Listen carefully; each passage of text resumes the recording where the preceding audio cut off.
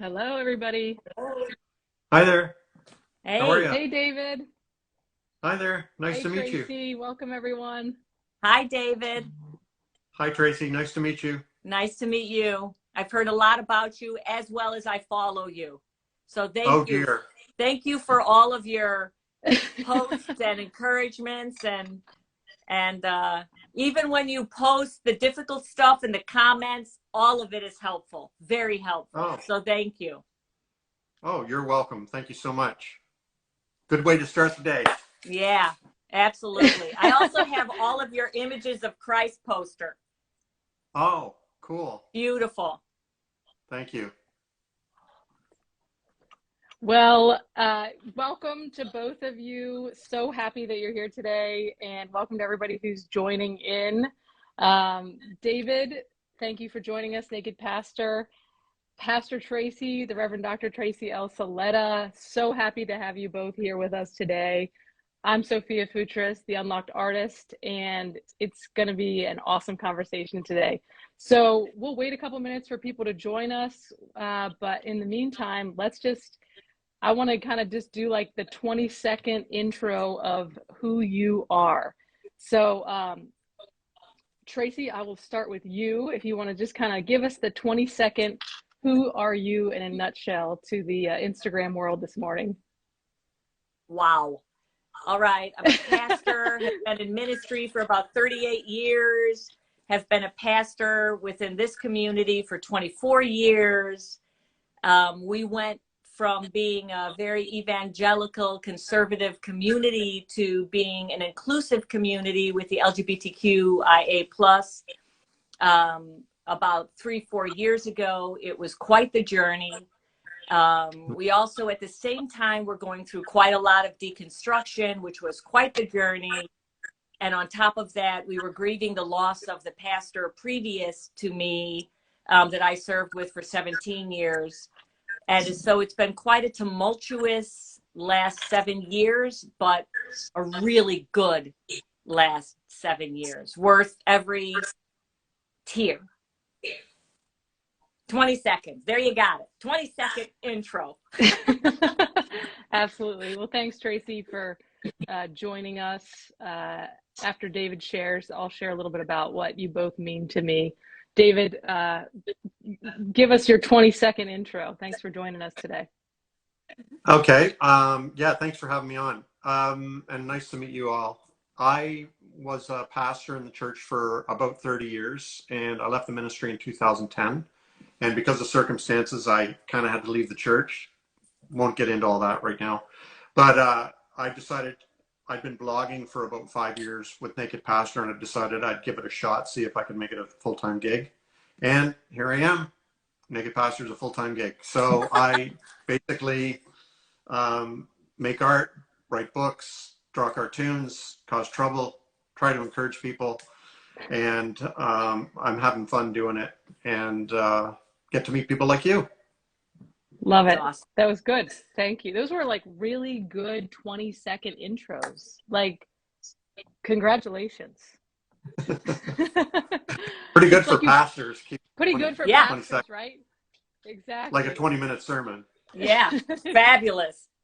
I don't actually know if a 20-minute sermon exists, but after Oh, those, they did in Presbyterian Church, 20 minutes. yeah, otherwise you probably get cut off, taken out. Just put you right over there.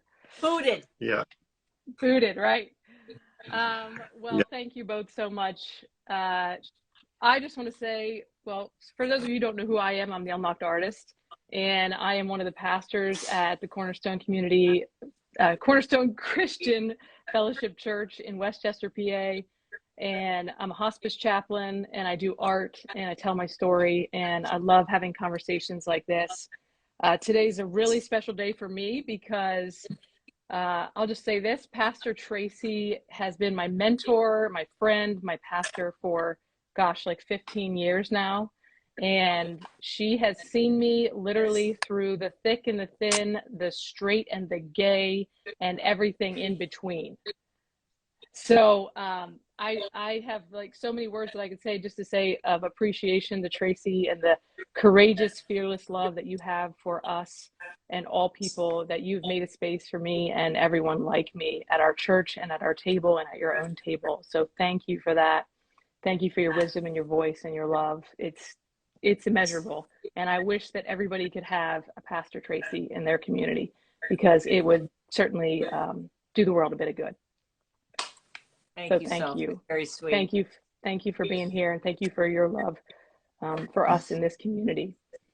And David, I just want to say, gosh, I stumbled upon your work a few years ago when I was in my coming out process, and while our church was deconstructing, and while I was deconstructing, and your work became like a balm for my soul. I happened to buy your Sophia book. And I mean, I'm Sophia, so it worked out well for me. But the Sophia book, literally, I would weep as I was reconciling my sexuality and my spirituality. That book would just carry me through, and I just wept because she spoke the language that you used of that inner wisdom, that coming home to yourself. It just opened up my soul. So thank you for that. Very powerful. If you are in your own journey of unlocking or trying to figure out who you are in your faith journey, I strongly recommend the Sophia book, and also, of course, your newest book. Tell me the name so I don't mess it up. Flip it like this. Like this. Just bought it. Another good one with your art and with your messages. So thank you so much for both of those. Thank you very much. Yeah. I appreciate that.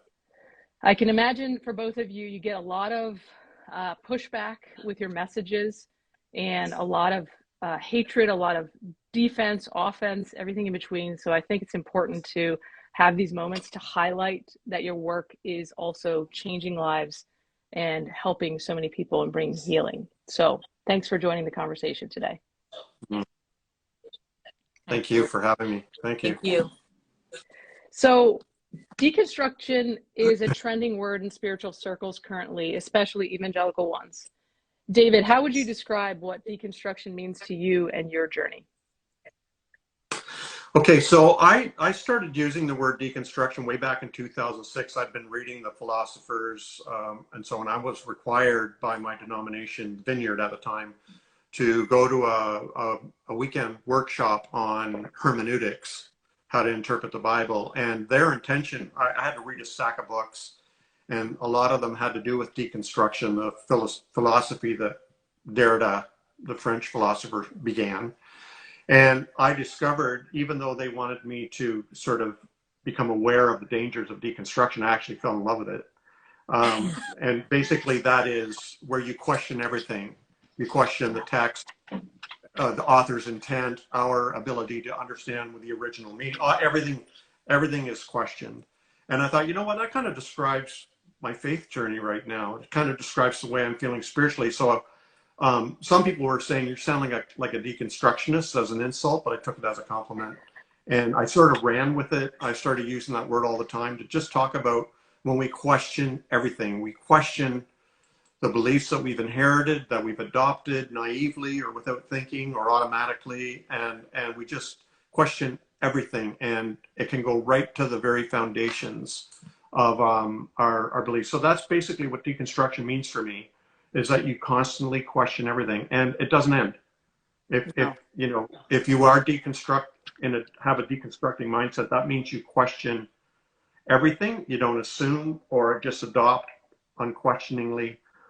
Like one of my books, Questions is the Answer. Questions are the answer. It's basically a lifestyle of being open, curious, and never settling, and always appreciating the mystery of questions and the beyond the words and beyond the ideas. So basically, that was longer than 20 seconds. Basically, that's my my take on deconstruction, what it means to me. Yeah, thank you so much. I feel like I've traumatized you both about the 20-second rule, but feel free to talk more. No. I'm just... But I love what you said about the the embracing the mystery of what the questions bring up in us. And I think mystery is something that we're often afraid of in the church today. Tracy, what do you think? What does deconstruction mean to you? You know, I came from an atheist background before I became where I would say I came to know Christ at 18. And I am a born rebel. So when I discovered God, I met a God of love. And then I entered the church and I met a God of law. And I met a God of rules, and I met a punitive God. But that is not where my foundation was. So I found myself questioning always, like going, why is this? Why do we do this? But because I was in church systems and going to seminary and getting my doctorate and stuff like that, I kind of squeezed myself into a box that said, this is what religion looks like. And I did not trust my gut. I didn't trust my own intuition. I didn't trust what had happened with me when I experienced the God of love. So I kind of pushed that side down, thinking it was rebellion, thinking I was wrong. There's a heck of a lot more people out there who have far more studied than I am. And then, you know, when all of life falls apart, my natural self came out and I began to question everything. I don't necessarily call it deconstruction. I call it maturity, because I believe there's an unfoldingness within the Bible. You know, the God of the New Testament is not the God of the Old Testament, because I think Revelation was unfolding as it moves forward through time. And I think it continues. And I think what we're on right now is not necessarily deconstruction, but it's a prophetic building of who Christ really is, and covering the trueness, the true God of love. So it's not a deconstruction to me. It's a reconstruction and a reframing and a reforming. And I so agree with David that it is a lifelong process. And I think it's a process of maturation. The church for so long has remained, where they were. Like, God is the same yesterday, today, and forever. And if you change, somehow you're rebellious or a heretic. But God isn't that. He is. God does. They don't. There is an unfolding revelational part of the Bible and life that happens as we age. So I don't necessarily see it as deconstruction. I actually see it as unfolding and an awakening of God's truths from us seeing through a glass dimly. Wow. I love that. I think that's a good challenge to us, because I think a word can trend and then it can become so polarized for people. But I hear you challenge saying deconstruction is actually, the maturity and the invitation to dig deeper, to ask questions, to not be and afraid. Question. Yes. To not. It's a part of learning. Yes. To not just accept what you've been spoon-fed, but to actually say, what am I putting into my mouth? What am I eating? Is it giving me an allergic reaction, or is it making me stronger? Yeah. So I love that challenge. Thank you. Any other thoughts from either one of you kind of around the process of deconstructing, unraveling? Yeah. So, like, I have a lot of cartoons that are sort of related to this. And one of them, I just posted it again the other day, where a woman is leaving a church and everybody in the church is looking at her and saying she's backsliding. And then she's thinking, I'm growing. And yes, that's how I know deconstruction's become a buzzword, and people are criticizing it, and, saying it's just cool and sexy to be deconstructing these days. The people I know who are deconstructing, it's nothing cool or sexy about it. It's very painful. It's very painful and traumatizing. But so I agree with Tracy that it's do you go by Reverend Tracy or Pastor Tracy or you Tracy? You can call me Tracy. I go by Tracy. Okay. That this is all about development, spiritual development, Yeah. and integrating all the parts of ourselves. But I think what I'm referring to when I refer to deconstruction is the constant necessity to be on guard, like to be aware that we are constantly, this is sort of an analogy I see where people are constantly trying to slap stickers on us, labels, and, want to make sure that we believe certain things in certain ways and behave certain ways and so on. And that's what I feel we constantly need to be. That's why I call it a lifestyle. It's a way of life where we are, will be interpreted as rebellious, as stubborn, as relentless in our pursuit of what the truth is and so on, when it's just a way of life to be open-minded and open to the questions and to the mystery that can never be grasped, never be fully understood, always beyond us. And therefore we have to always be open to it and always resisting being nailed down. Yeah, and what that brings up for me is, as children, the way that we learn is by asking questions. And I feel like there's even in our education system, a system that says, stop asking questions. We're just going to inform you what you need to know and how you need to learn. And then we're going to test you on that. And we bring that into religion. And it's not that. I believe that God is a God of invitation, that God is a God of ask me, talk to me, let us reason this together, discover, learn, but we have been taught in the church, you're not allowed to ask questions, and we're going to figure it out by our heads. And we're not going to figure it out by our heads. A relational God meets us relationally. No one has a relationship through our heads. We don't. So there is that thinking part, the questioning part, but there's, to me, the larger of them is that experiential part of knowing and recognizing who this God of love that is far bigger. My husband always says, could God be bigger than we think they are? Right? Could God be bigger? And the answer is yes, always, always. Yeah, like the one of the most difficult questions I often get asked is, do you believe in God? And then that for me, in the past I could simply say yes or no, but now I know that that question is coming with a ton of baggage. So that person asking, do you believe in God? We need to unwrap what are you talking about when you say God? And I'm more interested in not the definitions, but what's beyond the words and what's beyond the ideas of that we're talking about. Because I believe on a deep and fundamental level that we are united, we're connected, we're one. Yeah. Yes. And that it's only our thoughts that seem to divide us, but they're just thoughts, they're just ideas. And the ones we cherish the most we call beliefs. And so when I think it's important, I'm more interested in what's beyond the word, what's beyond the ideas. And it's like the universe, it's been discovered, is constantly expanding. And so that which we call God obviously must be as well. Yes. Fascinating. That's a really fascinating.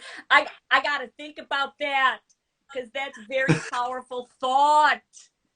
I like that. But don't you find, David, that the closer or the moments that you have with, I'm going to use it in quotation, God, right? God becomes more unexplainable. Like when I have those moments that are so tender and so powerful and so life-changing and opens up, expands, like you just said, then for me to try to explain that to anybody, those moments becomes unexplainable. Yeah. It becomes unlabelable. I don't know if that's a word, but it's difficult to label. Yeah. So why would we be able to fit God into our little box of ideas or opinion or beliefs? Mm-hmm. And that's what we're seeing. I constantly fight against that, or challenge people, or encourage people to pursue their questions, not to be afraid of them. The truth can Yes. handle your, and it's, and to go the distance, you know, and to resist those labels and categories, because you know, I post every day. I post cartoons and I write posts and I do videos and write books, etc. And I'm constantly getting, yes, but what do you, you know, Right. I need Isn't to know that funny? exact, and that's what I'm resisting. I'm going to frustrate people who need to know exactly where I stand. And you know, we have good role models who were kind of the same way. I mean, even in the Gospels, the way Jesus is portrayed, the man Jesus, he's constantly slipping away from the grasp of people, not only physically, but theologically and spiritually. And I kind of understand and appreciate that. Yeah. Yeah. Yeah. Yeah. So, oh, sorry, Tracy, do you want to say something else?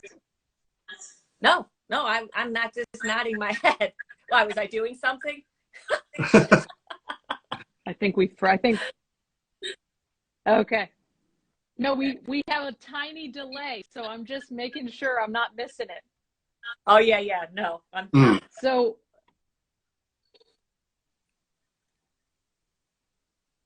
So I love everything. Look, we're only 25 minutes in, and like my mind is already being blown. I knew getting you two together would cause some nice fireworks. So what I'm curious about is, I hear a lot of folks, and myself included, who struggle with the process of the unraveling, of the questioning, that they get to a point where they feel like, what's left? So what would you Mm-hmm. say to people who are kind of in their journey of the questions, where they've got to a point in the faith journey where they're like, gosh, like what's left? Like, where do I go from here? Go ahead, Tracy. Thank you. You know, what comes up for me is don't stop. Trust the process. It's really that simple. Take the journey. Yeah. Just keep going. And I so believe in the presence of the divine within our world, within creation, within the cosmos, within human beings. Just don't stop. You know, don't stop asking, don't stop questioning, take the journey, and don't be afraid. You know, you're going to go to pits, you're going to go to peaks, you're going to go to valleys, you're going to go to wait, I know, you're going to kick the Bible across the floor and go, I never want to look at it again. You're going to pick it back up again because it's all you know. I mean, and I think so often we are afraid of the journey. And so often we are afraid of the not knowing, because we've been taught that Christianity or religion is about knowing, but it really is about journeying. And quite honestly, we are never going to know until the day we die. So it's just keep going, take the journey, just keep going, keep trusting. Yeah, I agree. I give the same advice. Is you know, and I hear people deconstructing, including myself, who will say, you know, but I'll never give up on the Bible, or Jesus will always be my best friend, or I'll never stop believing in God, or you know, all these things. These are kind of like our teddy bears that we keep with us to provide us with some comfort while we go through the very dark night of our souls. And you know, when people say things like that, I kind of nod my head and say, okay, just wear a helmet, fasten your seatbelt, because you really have no idea what lies ahead. Because I compare us to pioneers on the spiritual plane. Like, pioneers would go looking for a home that they've never seen before. It's completely off the grid. It hasn't been mapped. And they're the ones who are going to have to draw the map. You're going to have to draw your own map. Yes. And you're going to have to discover your own way with whatever tools or resources you can find. And so you can't predict what it's going to look like. You shouldn't predict, because then it could limit actually where you end up, right? So I say keep, like Tracy said, keep your mind open. Try not to be afraid. That trust your instincts, trust your gut, trust yourself. Trust yourself. I mean, yes. I don't know how many times I was warned, oh, you're too smart for your own good, or lean not on your own understanding, but in all your ways acknowledge him. And, you know, all this kind of stuff, basically discouraging me from thinking or finding my own way, or becoming the master of my own destiny, or the captain of my own ship, or taking my own steering wheel. All that was discouraged. And so I was terrified of actually no longer looking for permission or validation from some guru or authority figure, that I could be spiritually independent and autonomous and self-determining. You know, this doesn't mean that I don't appreciate mentors and pastors and things like that, but on a volitional level. So we all need to come to that point where it's going to be scary, but it's your turn to start driving now. Now it's your turn. And you see where it leads, and find your own, like a pioneer, finally find a place where you can stake your claim. And, you know, it's going to be terrifying, and you're going to get nervous, and you're going to doubt, and you're going to wonder, and you're going to want to find somebody to get permission from or validation from. But in the end, it's going to be up to you. And I believe me, I've seen it happen over and over and over again, including with myself. You'll come to a place where you've never been happier. Yes. Yeah. I love what you're saying, because what you're saying is the opposite. You know, how do you keep a group of thousands of people in control? You write Leviticus, right? How do you bring control in? You know, you write Leviticus. So how do you, as time goes through, keep control to the group of people you're supposed to be pastoring? Well, you tell them what they're going to believe. But what you're saying, and I love it so much, is you take the journey. This is your journey. This is your path. This is for you. And it's putting the onus and the responsibility and the journey to love on each one of us individually while we walk together. So I love that. I love what you're saying there. So Pastor Tracy, the way I kind of envision you teaching is, I don't envision you teaching from the top down. Like, no. I'm the smart one in the room. I'm the one with the PhD. No. Yeah. And you guys need to listen to what I'm saying, because I'm right, and just subscribe to my beliefs and you'll be okay. Instead, I imagine you sort of being on the same level with your congregation, very democratic discussion kind of maybe, and where you kind of offer open-handed what you're thinking, and saying, you know, what do you think? Do you believe, you know, that I'm offering you to this? This is my angle. You can take it or leave it, but this is my angle. Yes, this is my I say that. And so this is what it's like with deconstruct. One of the biggest pain points people feel when they start deconstructing and maybe changing their relationship with the church is that they suddenly are alone. They experience loneliness. They've lost community and so on. But I compare that to being a pioneer or somebody on a hike. Lisa and I, we love going for hikes. And, you know, we'll be alone in the woods, and suddenly we'll come across another couple, and we'll stop and we'll talk, and, you know, maybe drink some water and share a granola bar or whatever.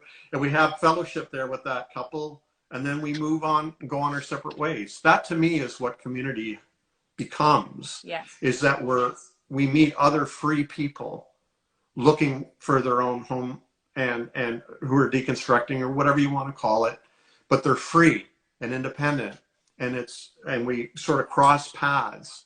We don't lock ourselves into a church-shaped room and say, this is our family and nobody else can join and nobody can leave, and this is what we think, and so on. So to me, I love that openness with our own beliefs and so on, but also with how we fellowship with the world. Yeah. Yeah, and it's a great point. What's interesting and what I have found in this process of recreating, of reimagining, of reconstruction of who God is people get very uncomfortable. And so what I'm finding within our community, and not so much now because we're building back, but people kind of got afraid because they were like, well, what are we supposed to believe? And I'm like, you discover that. And what I often say is, can you handle, the ambivalence? Can you handle the of where I'm standing? Because I'm going to present to you, but these are how I believe. And by the way, it might change. Tomorrow I might be saying something different, but can you handle that ambiguity? And often during my sermons, I will have people be able to text in so that they can ask questions and comment, because people will text easier than they will raise their hand. And then I respond. But I'm also not afraid to go, I don't know. That's part of the mystery.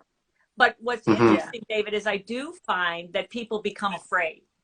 They're like, well, what do you stand on then? And I'm like, I know what I stand on. What do you stand on?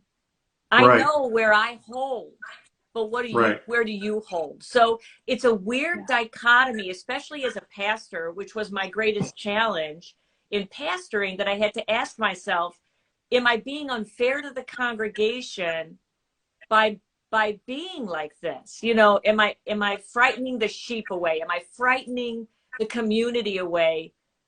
Because I found that in some instances they were afraid. It created this fear that, like, I was out of control. And I'm like, I'm not out of control. I know where we're going, but I'm not going to tell you what to believe, and I'm not going to top down. I'm actually teaching on that on Sunday. The image of Jesus washing the feet, which is incredible.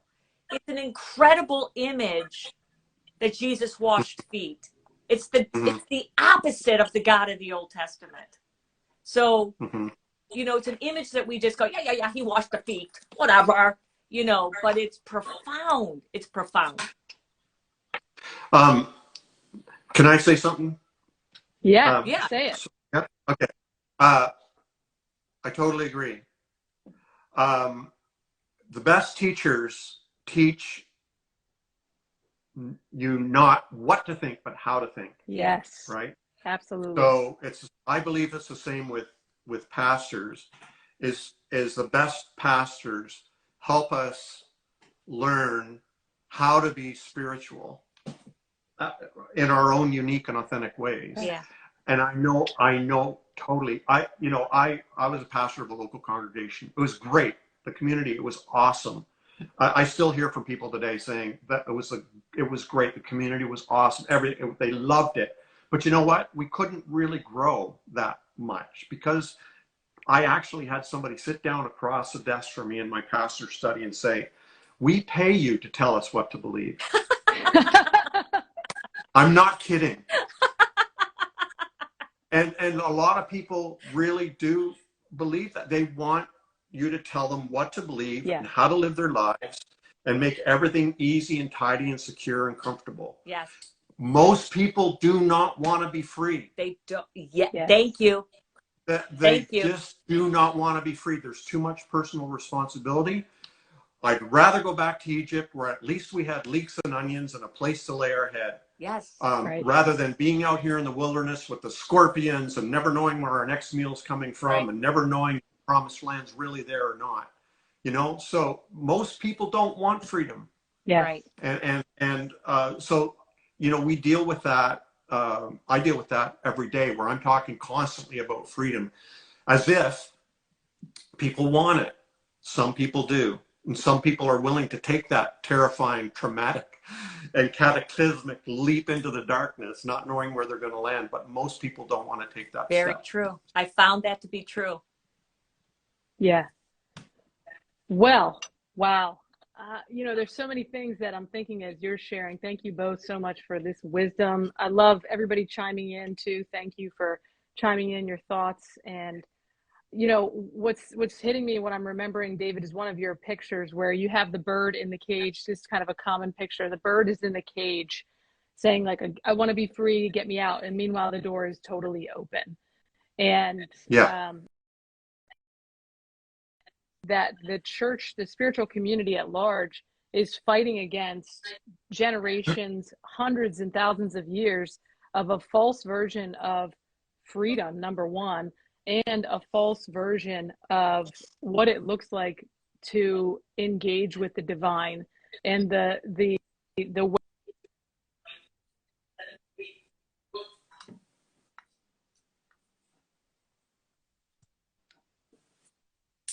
Can you hear her? I can't hear you. I can hear you, Sophia. I can't hear you, Soph.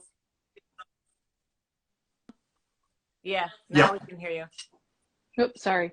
I think that we're in a restoration phase of the church, or the spiritual community at large utilized control to gather. And now I see a movement and a call and kind of a intolerance for control, and a people looking for invitation and experience and love.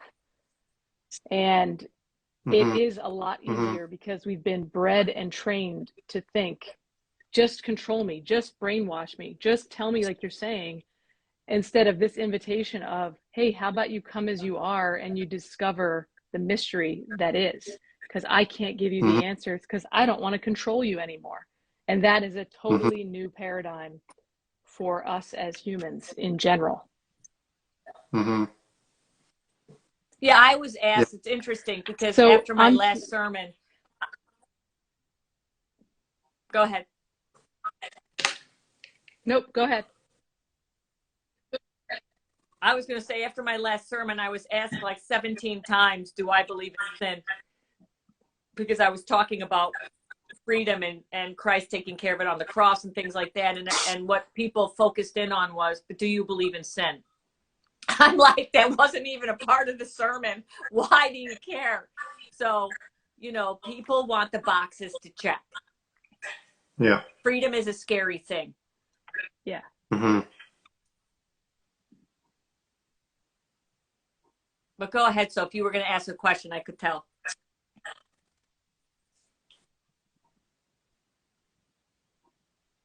Absolutely. Freedom is scary. So I guess I'm curious for both of you, how do you handle opposition? What do you do when everybody's coming against you? And, you know, what do you do when you're what do you do? What helps you to be grounded? What helps you to keep going? Go ahead, David. Go ahead. Oh, okay. Well, we pastors can develop a pretty thick skin, I think, where we're used to criticism or being judged or whatever, people saying mean things. But for me, when somebody attacks me in a naive kind of way, I can feel some empathy for them because maybe I was there at one time. Sure. And that I can empathize with where they're coming from, and the confusion they're experiencing can cause them to maybe lash out in a way that doesn't feel hateful, but maybe it can feel maybe condescending or patronizing, you know. Oh, you poor thing, you need to read your Bible, and you know, kind of thing, and or whatever. But there, on the other hand, there are people that come on who are obviously hateful and scary, violent, kind of malicious. I have no problem deleting them, and if they come back, I block them. Yeah. Because, you know, these are my spaces on Instagram or TikTok or Facebook or wherever I might be. This is my space. So I would compare it to my home if I'm having people in and my family's here and somebody's there and they're like, but David, like, you need to read your Bible more because the Bible doesn't, then we could maybe discuss that or whatever. But if somebody comes across and says, you know, I know where you live and I'm going to come back with, you know, Right. you're going to hell and everybody in this room's going to hell. Yeah, I would invite them to leave. And if they don't leave, I would make them leave. Yeah. Because this is my space and they're not only threatening me, but they're threatening, you know, other people in the room and so on. So that's how I deal with it. Empathy and providing safe spaces for others. Yeah. That's how I do it. Thank you for that. I think for me, I recognize I was a jerk and very opinionated and thought that I was so freaking right in my theology and where I landed. After all, I am a seminarian, and you know that I was so convinced of my own rightness. And I think I was a jerk, and I think I judged people. So I think part of it is, oh, there I am again. Look at me. And the other part of it is, I think it says, you know, when I was doing the judging and a jerk, I think that, you know, that was about me. It wasn't about what I was, it was about me. And so when I'm looking at when these happen, it's about them. It's really not even about me. You know, I think pastors have the gift of bringing up people's crap within them. And I think that's actually part of God's system so that we can see that false self that we all carry. So I think it's a gift if we recognize that. And then if it brings up something in me, that's a gift for me because, you know, that's for my learning and my growth, that there's some area within me that still needs healing. When it becomes dangerous, like David was talking about, I do fear that. You know, I fear somebody coming in, you know, our church on a Sunday and disrupting and, you know, having a vacation or something. You know, when it goes to that, I think that's not normal, right? That oh, there you are. Okay, beautiful. Yep, we're back. So you were saying, I'm sorry, you were saying. I don't know what I was saying. As you were. I'm just, yeah, I think I was just saying that mostly it's about the other person.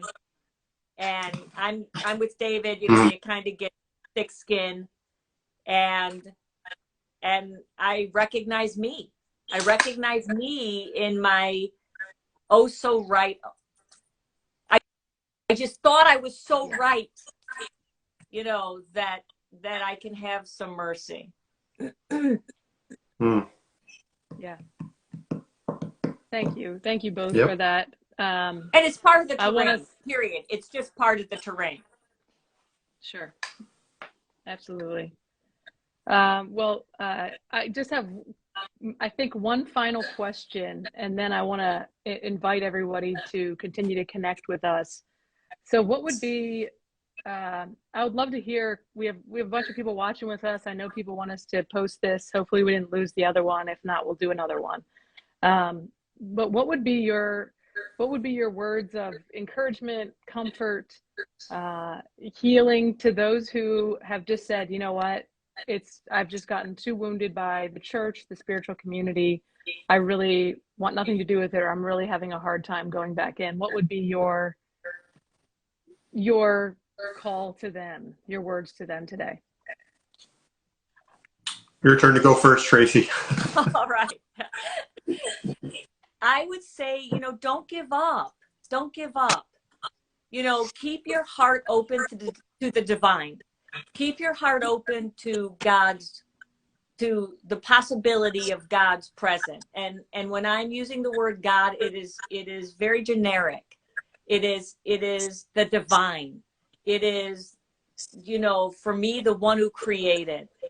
You know, can God be bigger than we think? Can God meet me in the dredges of my darkness and my questions? Yeah. And I believe the depths of my soul unequivocally, yes. And I also believe that God embraces and loves the question, the questions, and God embraces and loves me, you, us so much. Don't give up. Don't give up. That's simple. Don't give up. Keep taking the journey. Keep seeking. Keep seeking. Go breathe in nature a little bit. Yeah. Thank you. So I talk a lot about spiritual abuse and people leaving the church and so on. For me, what's the most important thing is that we provide safe spaces for people who have been hurt to vent and just to process their story. Yes.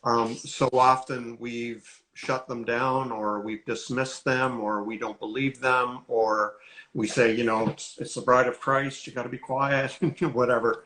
And for me, it's most important to give people space. It's the same way if a woman has had 3 successive relationships with an abusive abusive men, to say, you know, there's a good man out there waiting for you. Just keep looking.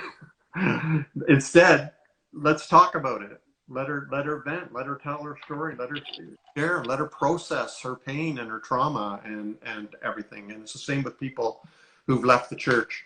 I'm not as concerned whether they will find another church or not. Mostly, I'm concerned is that they would be able to move into a place of healing and be able to move on from that trauma and be able to be open again to relationships and some kind of community or whatever. The whole thing about people leaving the church and trying to find community again is a big issue. It's huge.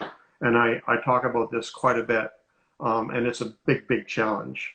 So, you know, that's a whole other discussion.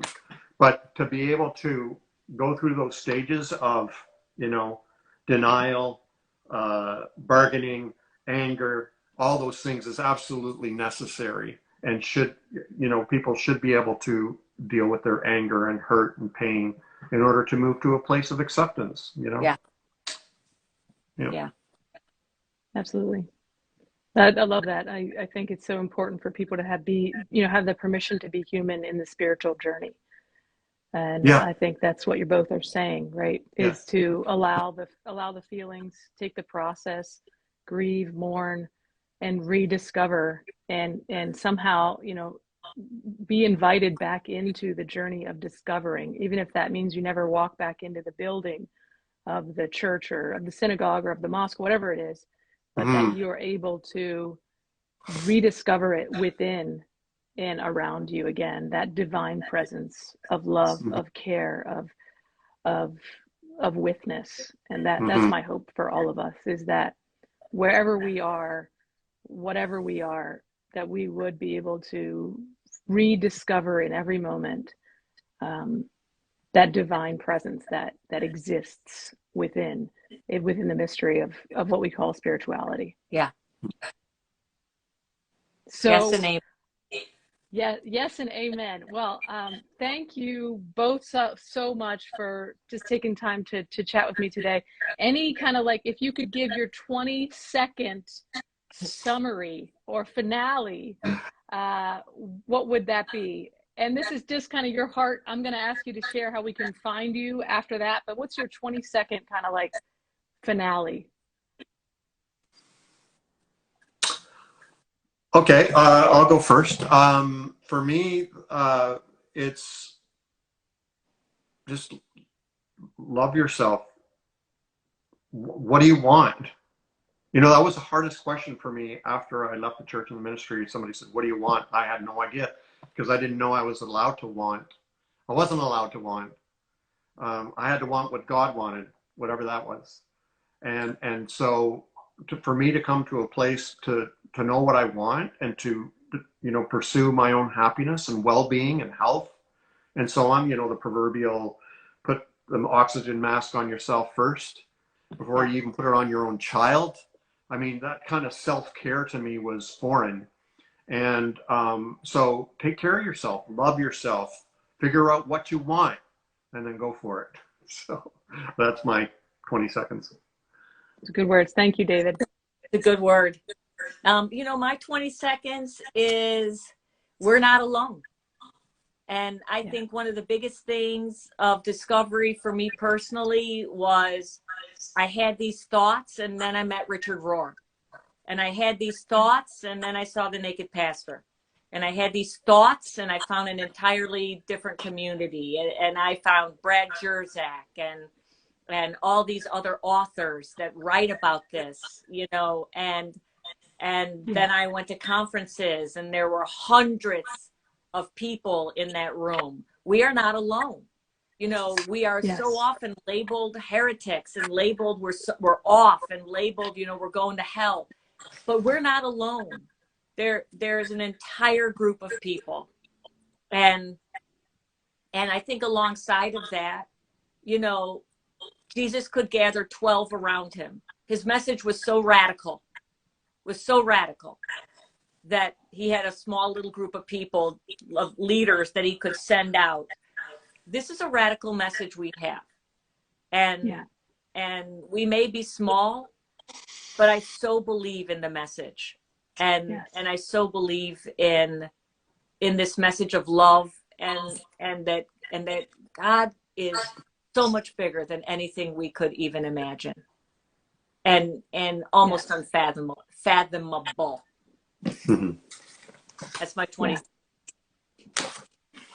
Can you I feel like we just need to breathe those words in. I feel like they're both, just thank you so much for both of that. It's kind of like a little balm this morning of just knowing, right? Wherever you are on the journey, you're not alone. Take care of yourself, love yourself, give yourself permission to be human. And whatever you are, whoever you are, whoever you love, however you identify, you are so loved. You are so welcome to the journey. And just thank you so much for those words from both of you. Thanks for your dialogue and sharing. So I know this is not the end of the conversation. I know we'll talk again, but how can everybody find you? I'm going to kind of have in the comments, and when I post this, I'll post all of your Instagram handles. But Tracy and David, where can everybody find you to keep hearing more from you? Well, my home base is nakedpastor.com, but I'm Naked Pastor on all my social media, one word. Okay. If you search Naked Pastor in 2 words, you're going to see things you can't unsee. And that's not me. So one word, Naked Pastor. I'm on all social media. That's my tag. But yeah, and I just do want to mention my new book, Flip It Like This. It's just out.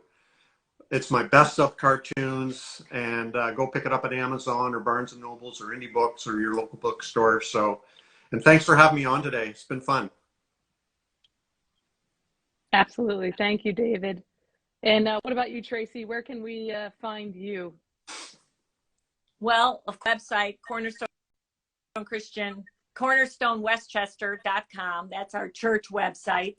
And we live stream on Sundays. We also have a podcast called Staying at the Table. And that it talks about how do we remain in relationship when we may not agree. And that's kind of we're a centered set community. And so we really work hard at having difference of opinion, difference of thought, but let's remain in relationship instead of booting each other out.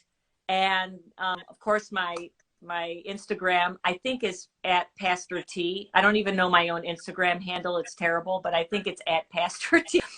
And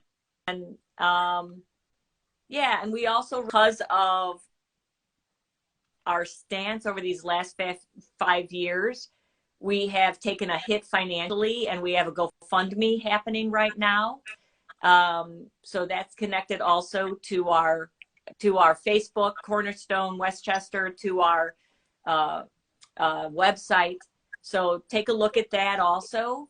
And, you know, we want to continue to remain here because, you know, as you were talking, David, there's not a lot of churches like this that allow freedom of thought, questions, texting during the sermon, you know, the journey, ambiguity, the difficult moments. There's just not. And you know, I so believe and feel that we belong. Our footprint is important in this season. Yeah. It's important. So, you know, I want to be here. I want to be here next year. So yeah, we have that GoFundMe going on also, which is called "We Took a Stand," if you want to look it up. But thank you for having me, and it's wonderful, David, meeting you. Just wonderful. I love this conversation. Thank you. Nice to meet you too, Tracy. Can I just say something, or do we need to end it right now? I want Sophia? you to say something. Nope, say something. Yeah, really, really, really, really, really important is there's so much talk out there about being a good church and a healthy church and an open community and inclusive and all that.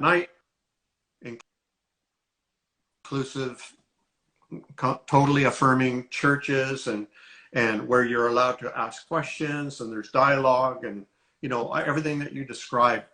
But they aren't going to be your mega church. No. They just do not attract crowds. Right. I'm sorry. I hate to break it to you, but it doesn't matter how cool you think you are. Yeah. According to those criteria of openness and letting people be free and providing a safe space and you can be gay or trans or whatever, all that. And you can even be involved in leadership and blah, blah, blah, blah, blah, all that. You think, oh man, you're not going to be bringing in the crowds. I'm sorry. I hate to break it to you. These are radical, marginalized communities. They're edgy because they live on the edge. And there's not a whole lot of people that like living on the edge. Yeah.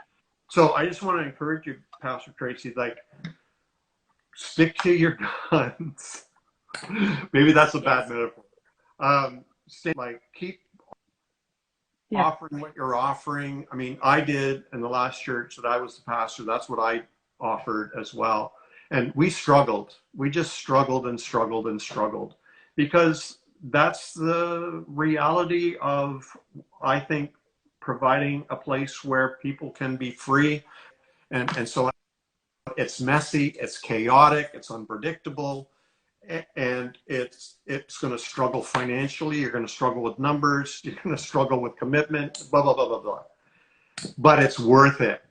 I'd much rather be in that kind of a community and struggle with the money, with crowds, with buildings, with bills, with all this kind of thing, than live in an inauthentic, superficial, authoritarian community. That's my rant. Thank you. Thank you for that encouragement, and I agree. Yeah, I agree. And so I do hope I do hope you're still there next year. I really do. Me too. But especially, you know, when you give people the freedom, you're not going to hell if you don't show up on a Sunday, right? You know, when you're like, no, we will accept you as you are, whether you come once a month, once a year. You know, it's just a different freedom. It's a different, and people go, great, I don't got to go to church. I have a funny story. After I was given the pastorate of this church, and I point this way because it's up there, but the previous pastor believed in tithing, taught tithing, and the offerings every week were great. They were huge every week. Taught tithing, right? So when I started pastoring, I told people I don't believe in tithing. I believe in giving out of generosity without compulsion. Yeah. Our offerings went down by half. It hurt. It hurt. It really, really hurt. But that's what we're talking about here, where you lift the law and you're going to experience pain. And because that's why so many churches love rules and control and authoritative, charismatic leaders, is because they get shit done. Yeah. And they grow and there's money. And so, boy, I took us down a little bunny trail. Maybe you didn't intend, Sophia. I'm sorry about that. No, but it's the truth. Okay. It's the truth. It's good. It's a good trail. It's the truth. And by the way, my wife's a Yeah. palliative care nurse full time. So Wow. I appreciate what you Wow. do too, Sophia. Yeah. Thank you so much. Yeah, it's a privilege to Mm. be on that journey with folks. Mm. So I'm very grateful that I get to do it. And I do have to go back to doing it. So we do have to end this live for today. But I'm so grateful that you both came on. Thank you so much.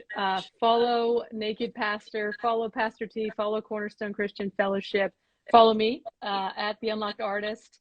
And we are going to keep this conversation going. Can't wait to talk to you both again, I hope. And again, just thank you so much for joining. If you have questions, if you have any kind of thoughts that you want to process with any one of us, I'll post all of our Instagram handles and the way you can support us. If you'd like to support Cornerstone, you can support our GoFundMe. We took a stand. We really appreciate anything you can give. And listen to our podcast, Staying at the Table. Support David, buy his art, send it to people.